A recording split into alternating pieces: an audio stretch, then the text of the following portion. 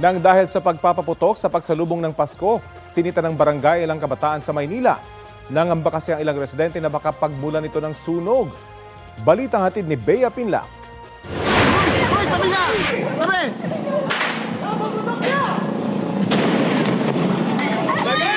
Nagmistulang playground ng kabataan ang bahagi na to ng Moriones Street sa Tondo, Maynila. Kaliwat kanang paputok ang sinindihan nila sa kalsada para salubungin ang Pasko.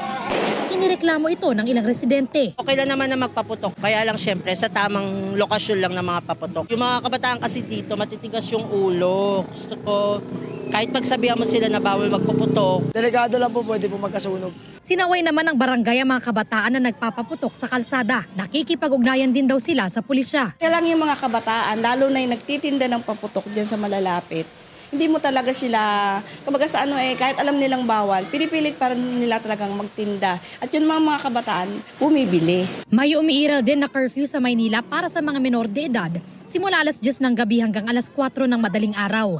Panawagan ng barangay sa mga magulang, Yung mga anak po nila, gabayan nila, lalo na sa pagpapaputok.